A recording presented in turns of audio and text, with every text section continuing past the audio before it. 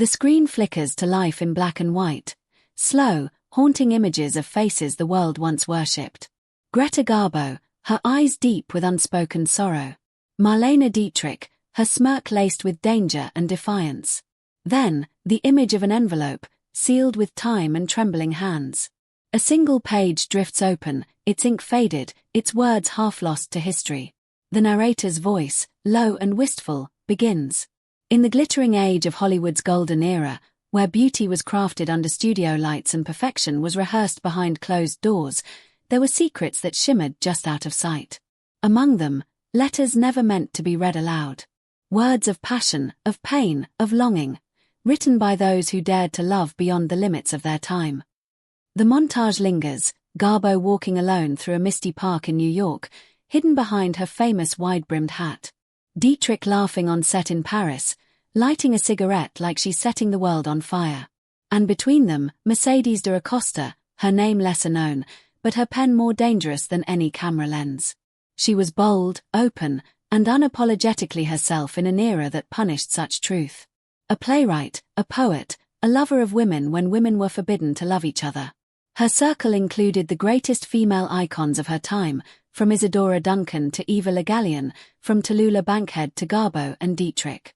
And within her archives, discovered decades later in a quiet library at Yale, were the letters, the ones that revealed what Hollywood had tried to bury.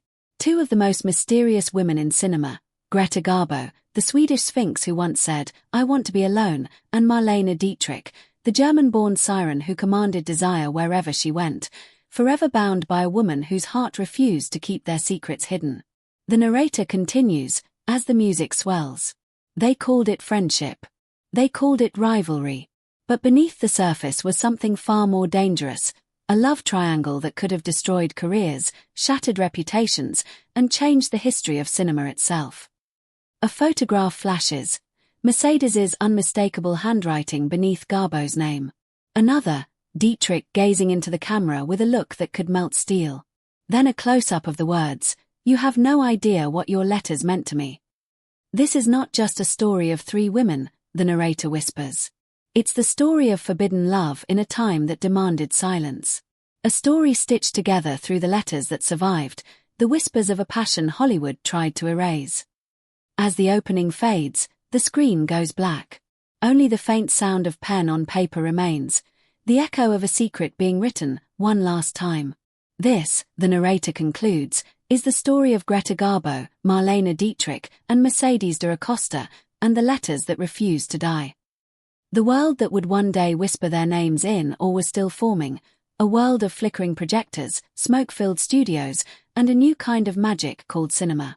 The 1920s and 1930s marked Hollywood's transformation from silent dreams to talking pictures, and in that glittering evolution rose two women who would become eternal, Greta Garbo and Marlene Dietrich. They could not have been more different, one a mystery wrapped in silence, the other a fire that demanded to be seen. And yet, both carried the same secret, the desire to live and love freely in a world that refused them that right. Greta Garbo was born Greta Lovisa Gustafsson in Stockholm, Sweden, in 1905, a shy, introspective girl who grew up amid cold winds and colder realities. Her family was poor, her childhood modest.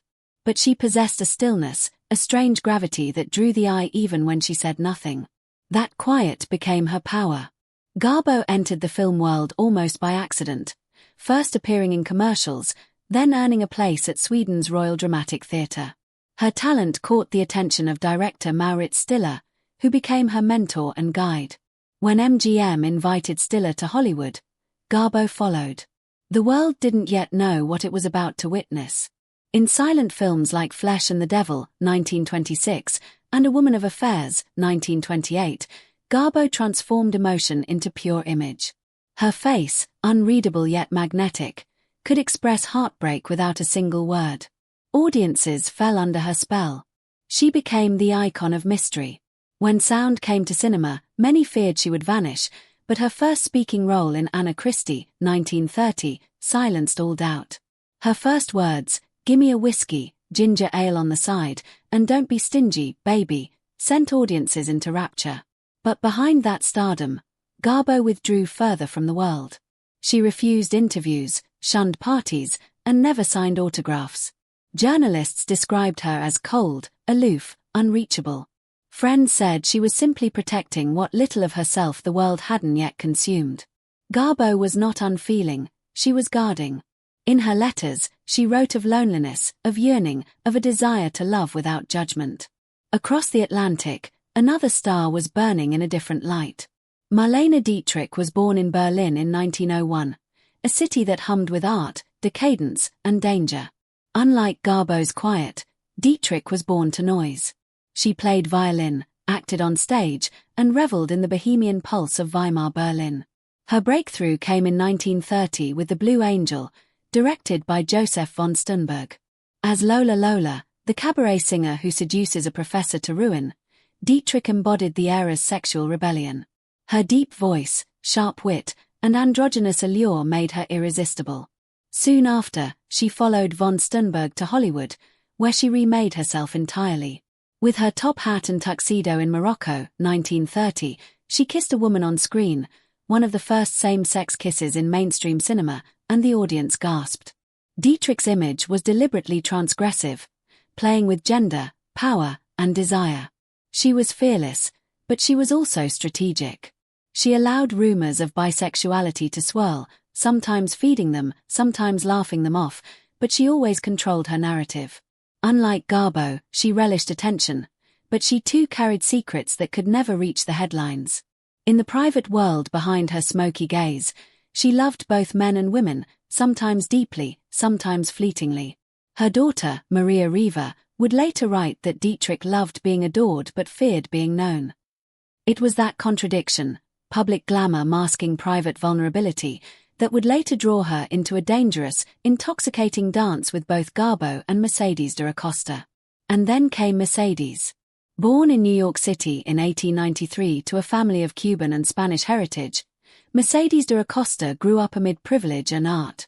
But what set her apart was her refusal to live quietly. She was a poet, playwright, and costume designer, a woman who wrote boldly, dressed theatrically, and loved without apology. In an era when queerness was criminalized, Mercedes made no secret of her attractions. Her affairs read like a roll call of brilliance and beauty: Isadora Duncan, Eva Le Gallienne, Alan Asimova, Tallulah Bankhead, and later, Greta Garbo and Marlene Dietrich. She was known for her intensity. Friends described her as the woman who loved too much. Her letters, often long and poetic, were full of yearning and pain. She was drawn to powerful women who reflected her passion but also her instability. And in Garbo and Dietrich, she found two mirrors, one calm and mysterious, the other fiery and performative. She loved them both, differently, but dangerously. Hollywood, however, was not a place where such love could exist openly. The 1930 studio system was built on control, contracts that dictated every part of a star's life, from how they dressed to who they dated. Publicists crafted illusions of perfect heterosexual glamour, pairing stars for photo ops and planting stories in gossip columns. Anything that threatened the illusion, especially rumors of homosexuality, was buried or destroyed. For stars like Garbo and Dietrich, this meant living a double life. In public, they played the part of unattainable goddesses. In private, they wrote coded letters, whispered in secret rooms, and lived for fleeting moments of truth. Mercedes, with her fearlessness, became both a lifeline and a liability. Letters became their refuge, the one place they could be honest. They used metaphors, pet names, and veiled language to say what the world would not allow them to say outright. And though the ink has faded, the emotion within those letters still burns. Theirs was not just a love story. It was a collision of three souls, one who hid, one who flaunted, and one who confessed. And together, they would create a legend that Hollywood could not control, and history could not completely erase.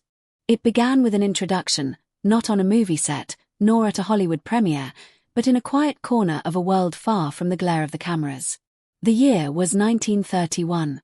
Greta Garbo, already the most mysterious woman in Hollywood, was seeking retreat from the chaos of fame.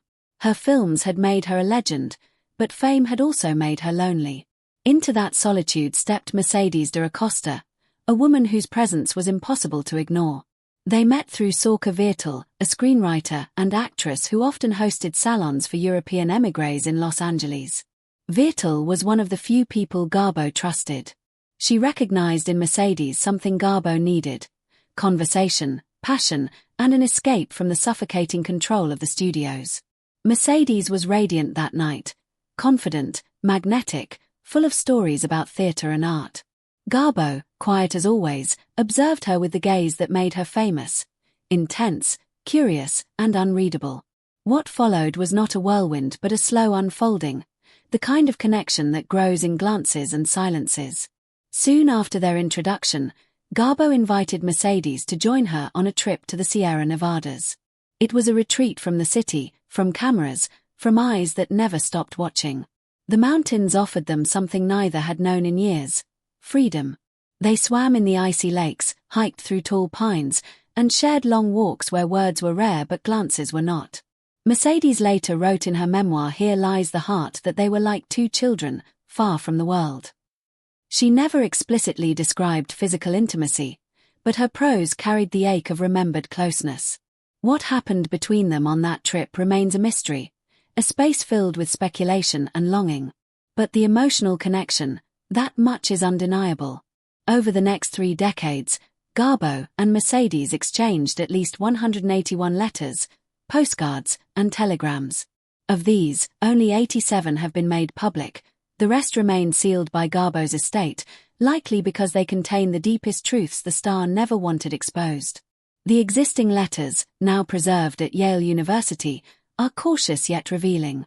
Garbo's tone is restrained, even when affectionate. She calls Mercedes my dear, my little friend, my darling.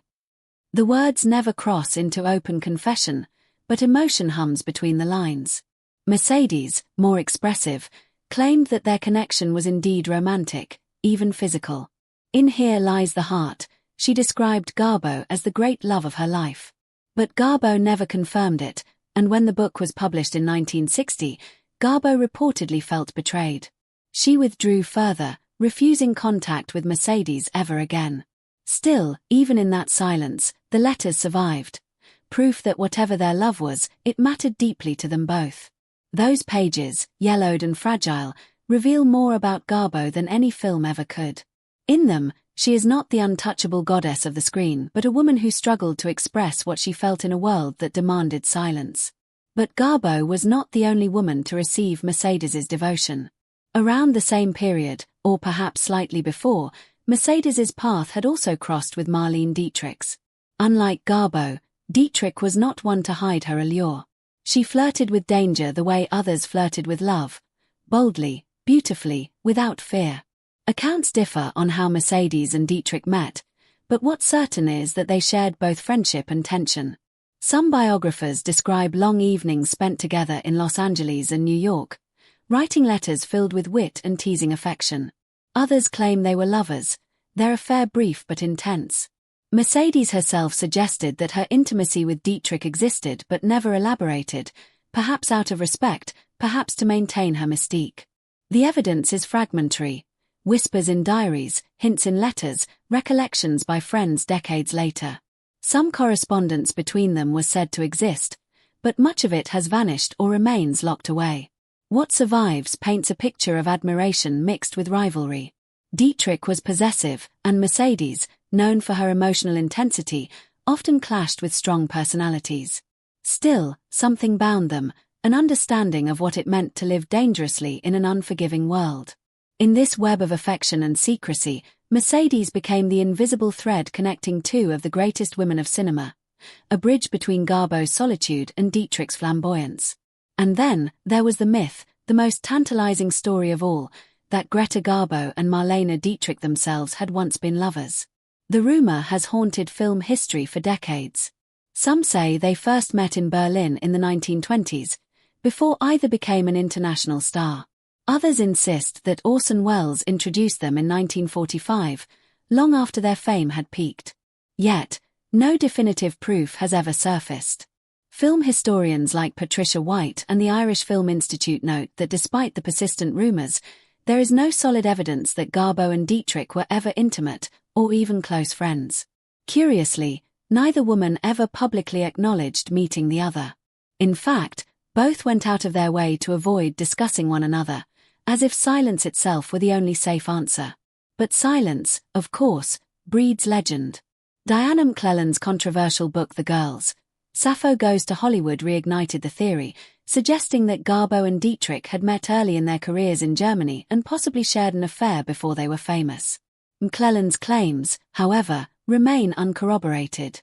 Critics dismissed them as speculation built on gossip and misinterpreted evidence. Still, the story refused to die, perhaps because it felt possible. Hollywood, sensing public fascination, leaned into the idea of rivalry. Studio publicists painted Garbo and Dietrich as opposites, the icy enigma versus the fiery temptress. Magazines compared their looks, their accents, even their lovers. The myth of their opposition became a marketing tool, selling tickets and headlines. Whether or not they ever touched, the world wanted to believe they did, and so, the legend of Garbo and Dietrich as forbidden lovers was born. In the end, what remains is a portrait of three women caught between truth and myth. Garbo, the woman who fled fame. Dietrich, who danced with it. And Mercedes, who chronicled it all, sometimes too honestly for her own good. Together, they created a story that no scriptwriter could have imagined, a triangle of secrecy, desire, and betrayal, preserved in half-burned letters and fading ink. Whether the passion between them was real or imagined hardly matters anymore. What endures is the ache of what might have been, and the courage it took to love, even in silence. Their love, if love it was, lived in ink. Folded pages, hurried handwriting, telegrams marked urgent and please destroy. Between the late 1920s and the early 1940s, Greta Garbo and Mercedes de Acosta carried on a correspondence that was as intimate as it was incomplete, a relationship defined not by what was said, but by what was withheld. Garbo, even in affection, remained a fortress. Her genius had always been control of her image, her emotions, her world. She chose when to appear, when to vanish, when to speak, and when to retreat into silence.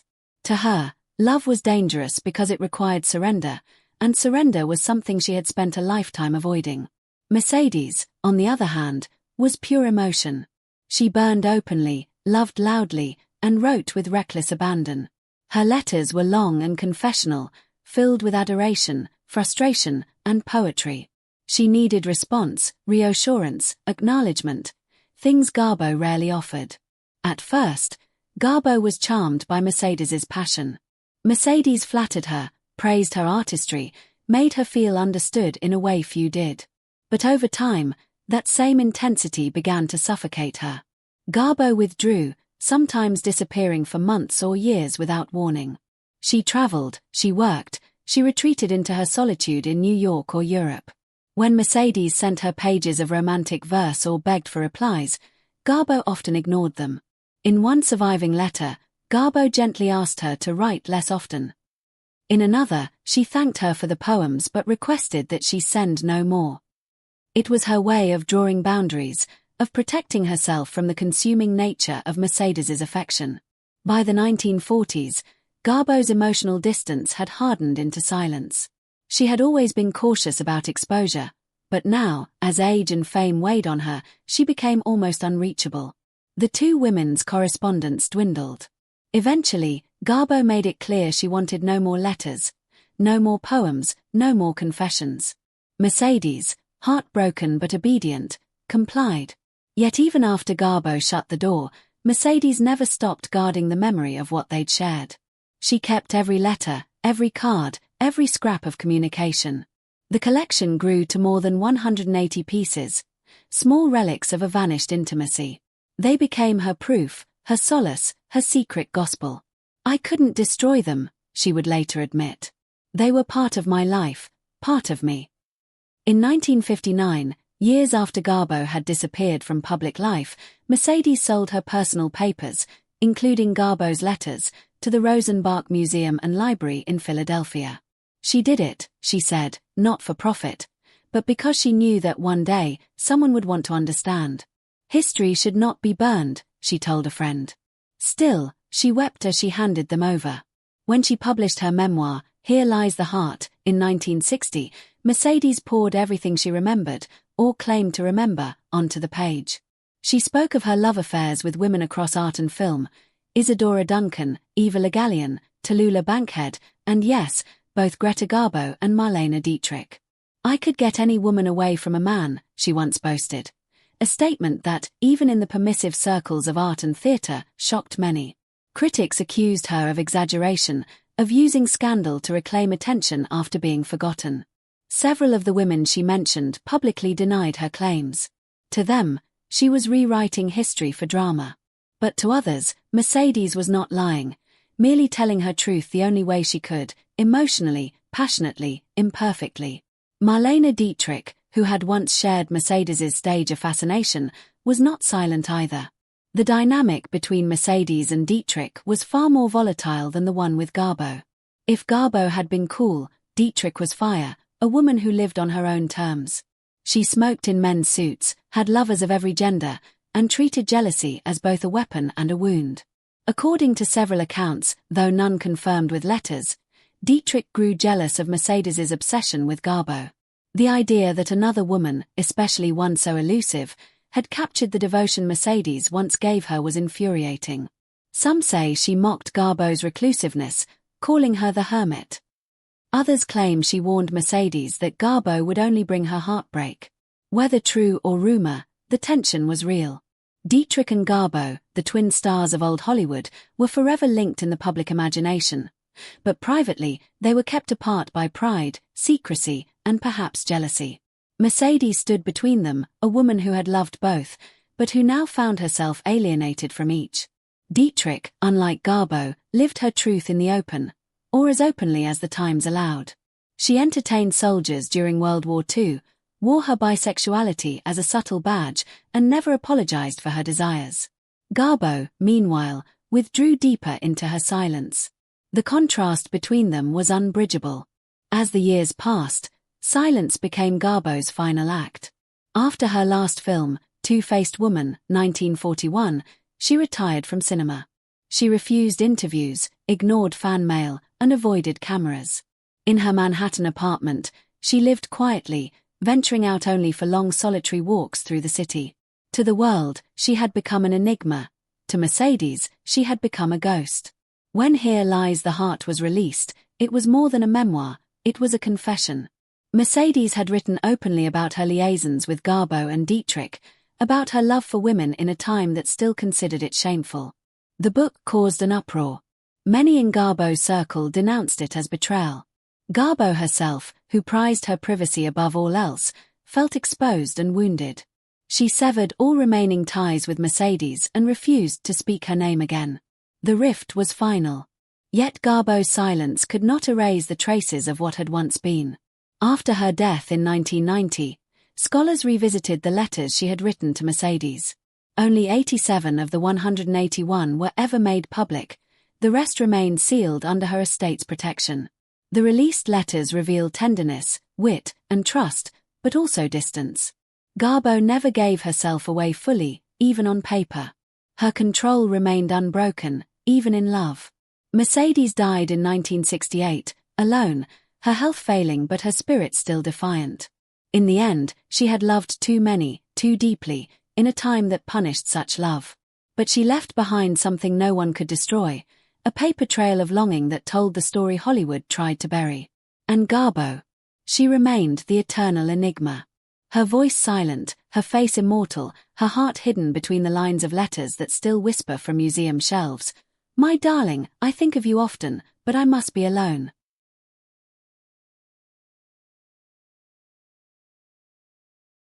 History rarely remembers love as it truly was.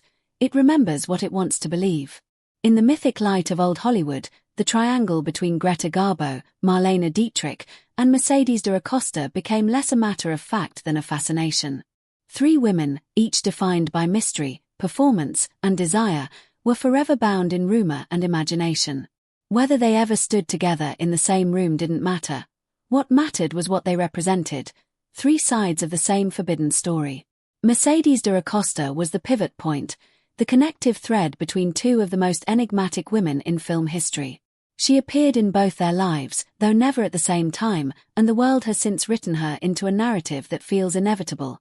The woman who dared to love both Garbo and Dietrich, and in doing so, made them inseparable in legend. As scholar Patricia White observed, Mercedes triangulated their rivalry.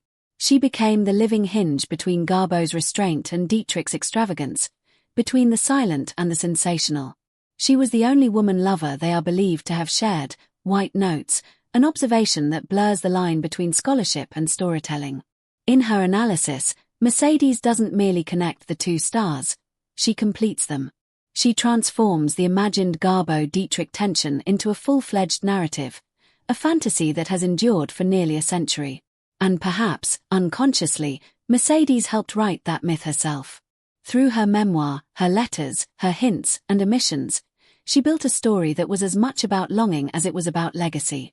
In every retelling, she emerges not as a side character but as the emotional center, the woman who loved too openly in a world that demanded silence.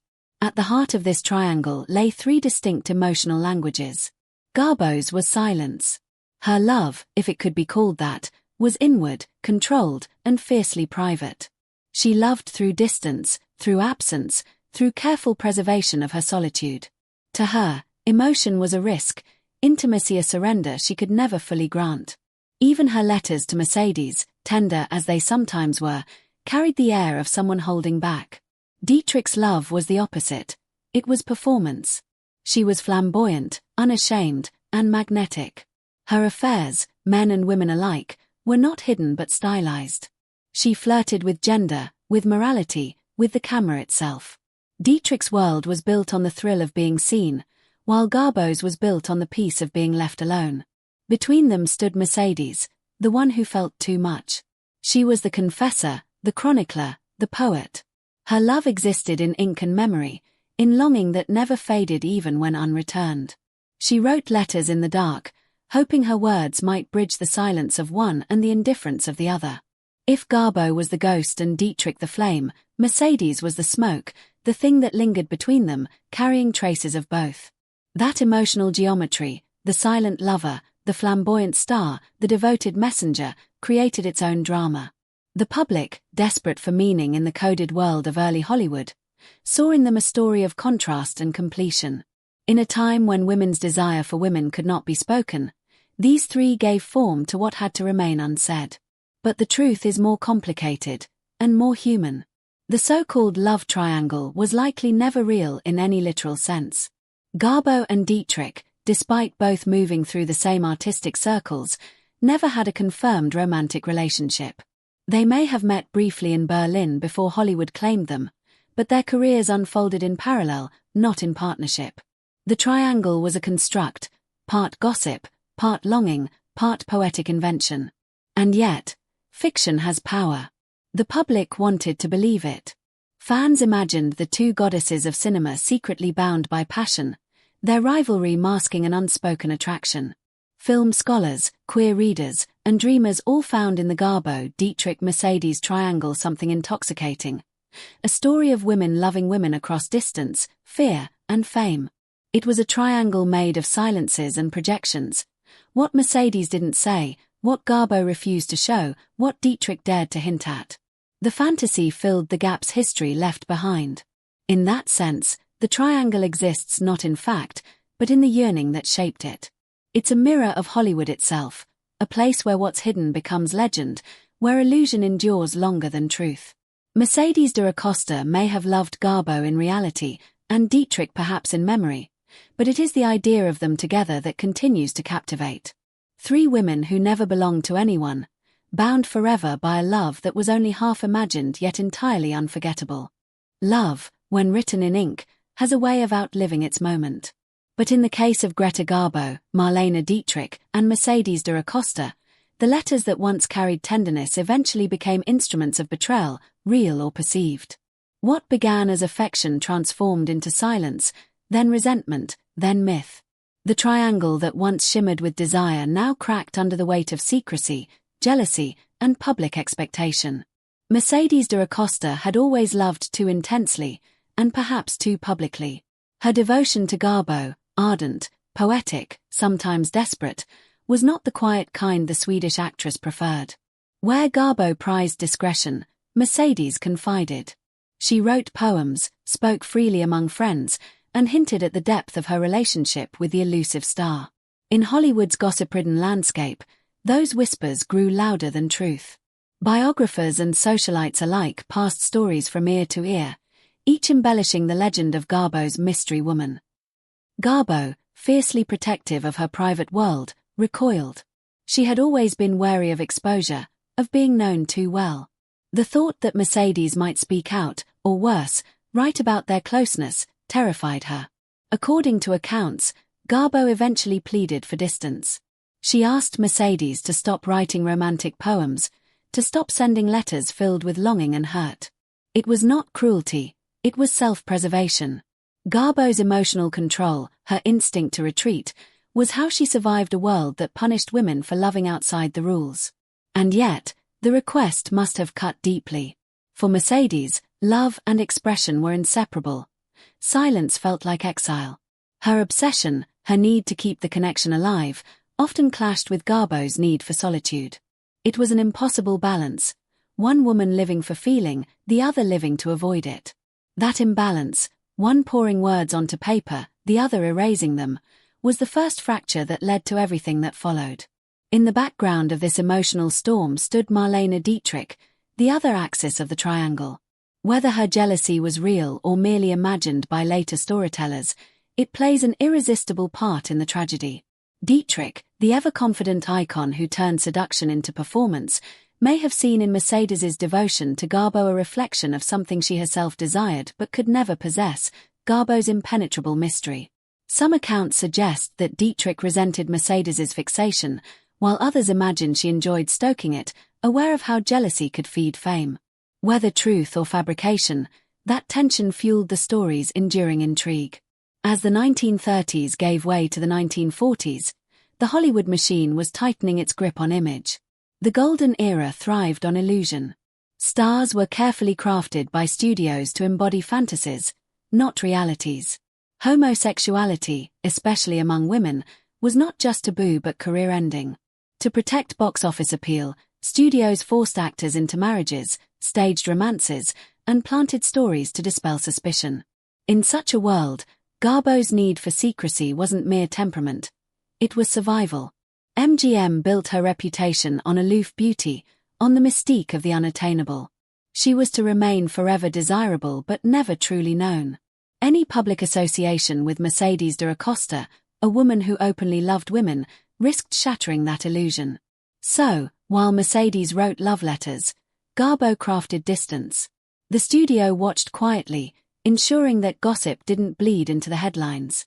Whenever rumors arose, Garbo denied them, or said nothing at all, which was often more powerful.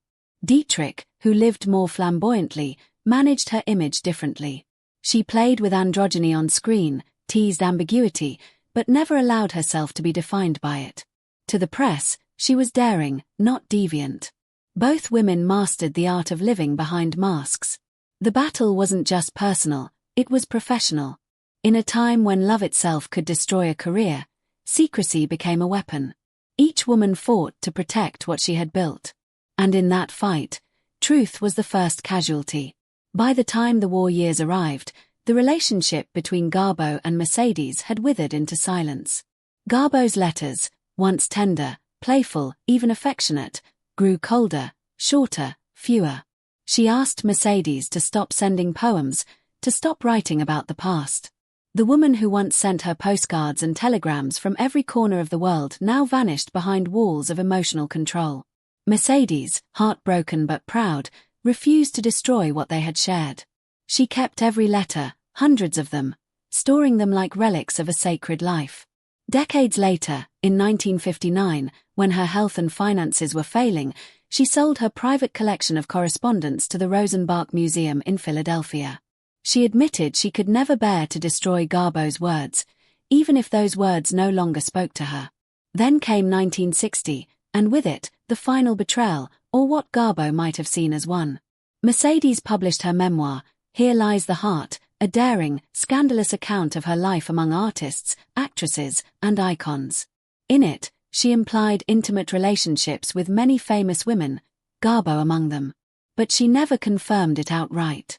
The ambiguity was deliberate, almost poetic, suggestion without confession. Yet to Garbo, suggestion was enough. The revelation, veiled though it was, felt like exposure. Hollywood's gossip columns pounced. Critics accused Mercedes of inventing or exaggerating her affairs for fame. Friends she had once trusted turned away. Garbo's circle severed contact completely, and Garbo herself never spoke to her again.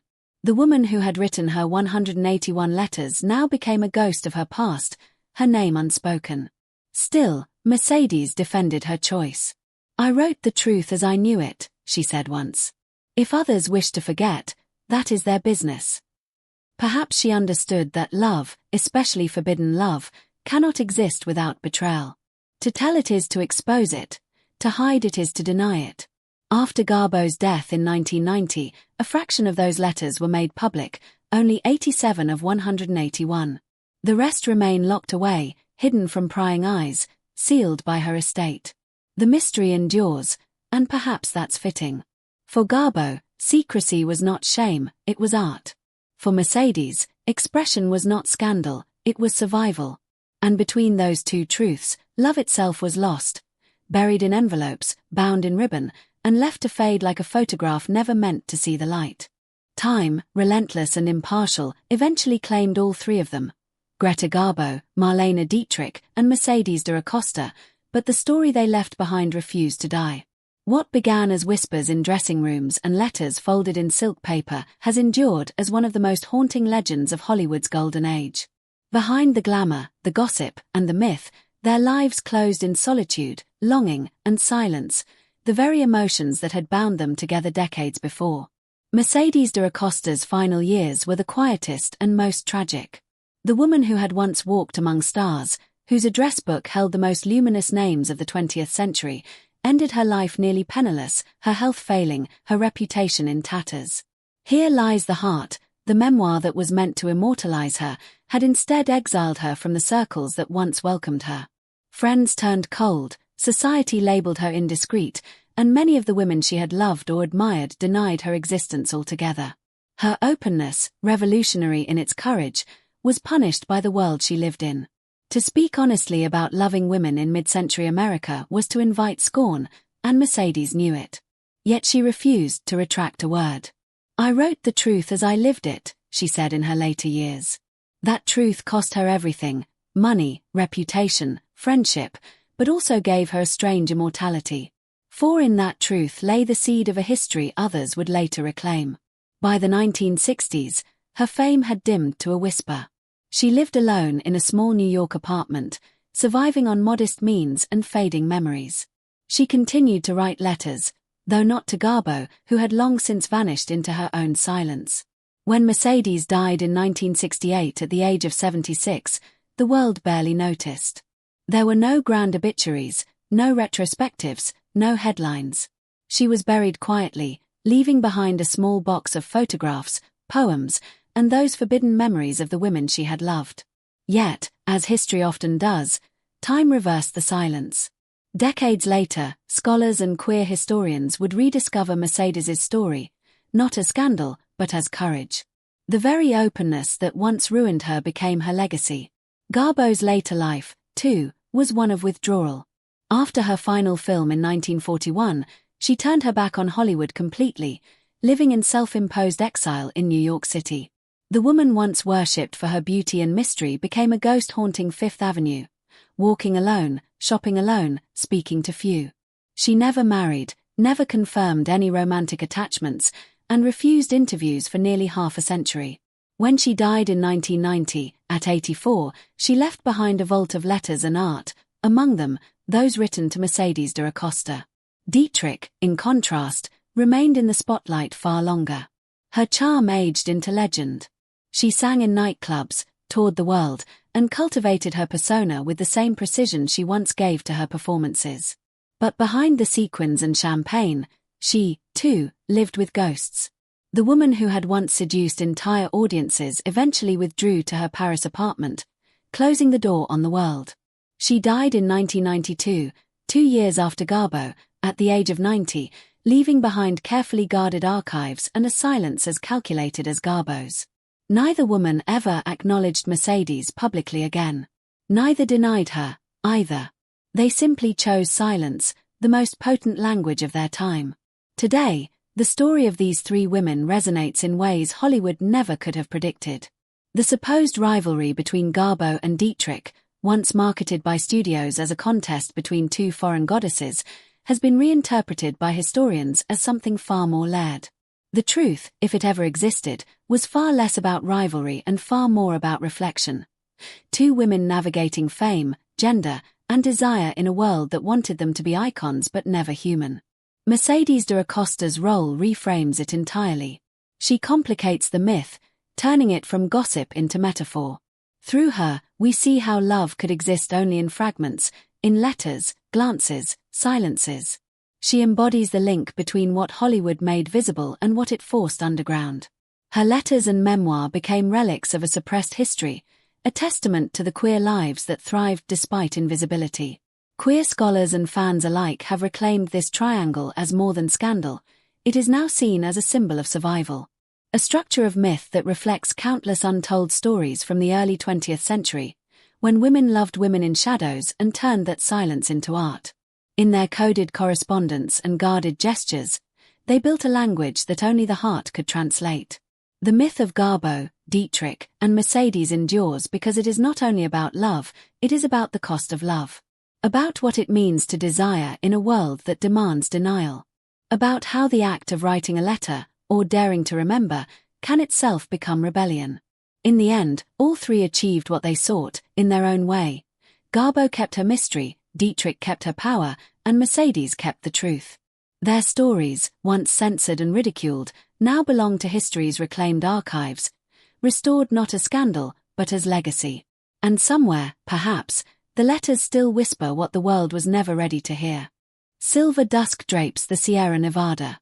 The mountains mirror themselves in still water, the air cool and clear. Mercedes de Acosta stands on the porch of a wooden cabin, her silhouette framed against the shimmering lake.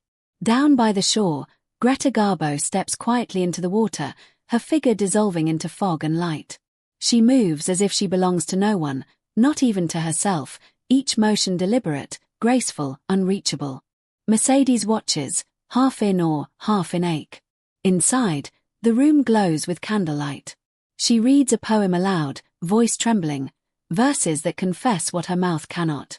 Garbo listens, unmoved or perhaps moved too deeply to show it. When the reading ends, Garbo turns toward the window. "The moonlight is enough," she says softly. Later, Mercedes sits alone at a wooden desk, ink staining her fingers.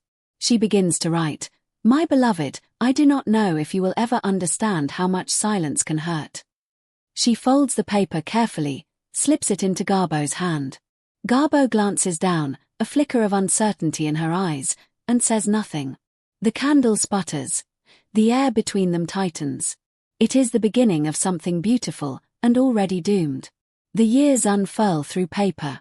Hands writing, sealing, trembling. Letters scattered across tables, ink blurring at the edges.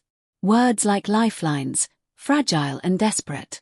"You have taken my breath," a voice reads over soft piano, "yet I cannot claim your heart." Pages burn, others remain unopened. Mercedes clutches Garbo's photograph in the dim light, whispering into the night, "Why do I write to you when you never answer?" The city outside flickers with indifferent beauty, windows glinting like stars, too far away to touch. A Paris cafe hums with jazz and perfume. Marlene Dietrich sits opposite Mercedes, cigarette poised elegantly between her fingers. Her eyes are amused, dangerous, knowing. Mercedes laughs nervously, then slides a folded paper across the table. One of Garbo's letters, meant only for her. Dietrich opens it, reads a single line, and her smile fades. "She never wrote me that way," she murmurs, voice low, almost tender. Then comes a brittle laugh, the kind that hides the sting. The camera lingers, on Mercedes's regret, Dietrich's wounded pride. Two women tethered by their longing for a woman who belonged only to silence. Rain falls against glass. The world is smaller now. Mercedes sits in her apartment, reading a new letter from Garbo, the last one. The voice is calm, distant.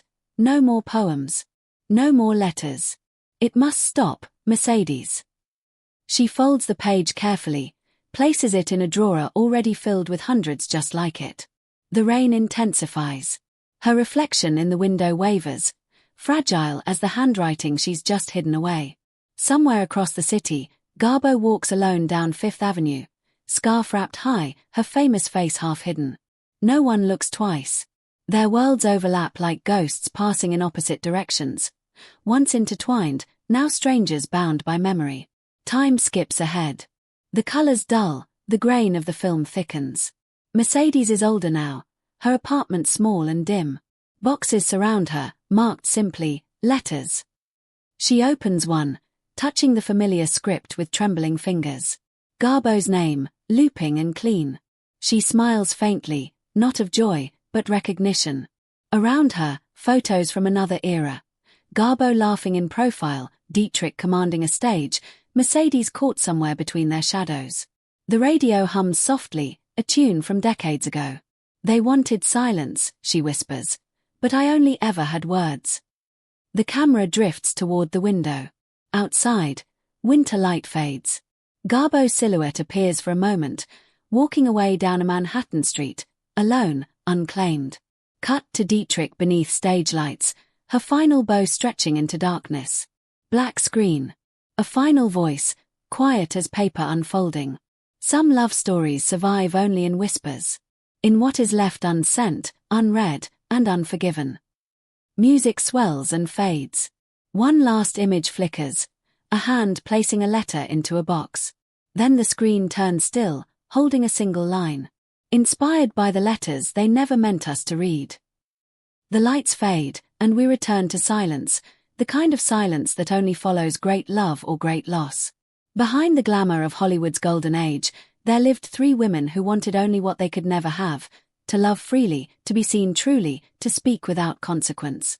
Greta Garbo, the woman who wanted to be alone, built her mystery out of necessity. Marlene Dietrich turned performance into armor, beauty into defiance. And Mercedes de Acosta, who wrote what others only dared to feel, was punished for her honesty. Together, they lived under a cruel paradox, adored by millions, yet denied the right to love as themselves. In their world, desire had to hide between the lines of letters and poems. Studios, gossip columns, and a public hungry for fantasy demanded perfection, not truth. So these women became characters, shadows of their own longing. The letters Mercedes kept were more than confessions. They were fragments of a forbidden language, a way to exist when the world refused to listen. Fame gave them immortality, but secrecy stole their peace. What was whispered in private became erased in public, rewritten, silenced, or mocked. The cost of survival was denial. Each woman crafted her own mask. Garbo, the elusive enigma; Dietrich, the untouchable star; Mercedes, the forgotten witness. Yet even now, their story refuses to die. The myth of the triangle, of passion, betrayal, and silence, has become more powerful than fact itself. We don't know every truth, and maybe we never will. But in that uncertainty lives the essence of their story. We fill the silence with imagination, because longing always seeks a voice. Every surviving letter, every rumor, every hesitant line of poetry is an act of rebellion, a small defiance against erasure. These words remind us that history is not made only by those who are seen, but by those who dared to love in secret. And so, in telling this story, we do what Mercedes once did. We refuse to let silence win. We turn whispers into echoes, shadows into presence, and myth back into memory. Because in the end, that's what art and love always do. They survive. Not in the facts, but in the feeling. Not in the headlines, but in the heartbeat that still lingers between the words. Fade out. Some stories don't end. They just keep waiting to be believed.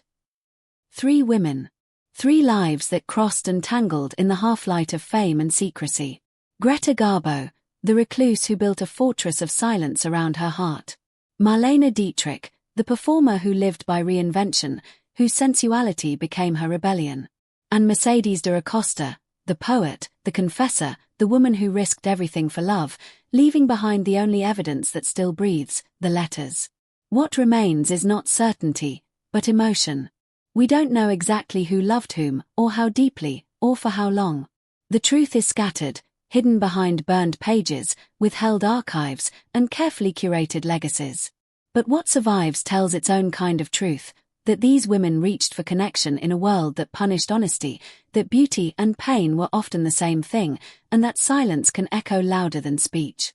Garbo's restraint, Dietrich's daring, Mercedes's relentless devotion. Together they form a portrait of love both radiant and ruinous. It is not the details we remember, but the feeling, the ache of the unsaid, the trembling between confession and concealment. Theirs is a story that flickers like old film, half real, half imagined, yet undeniably human. It invites us to wonder what we ourselves would risk for love, what we would hide to survive, and what fragments of us might remain when the world forgets. They tried to erase the triangle. They tried to silence the letters. But these pages remain, like ghosts of a love that never dared speak its name. Fade out. Visual suggestion. A slow montage, Garbo's eyes behind a veil, Dietrich lighting a cigarette, Mercedes's hands opening a drawer of old letters. Then, in quiet grayscale, a line from one of Garbo's real letters to Mercedes. I think of you always. I will write soon. The screen fades to black, the letters linger, suspended between truth and myth, whispering still.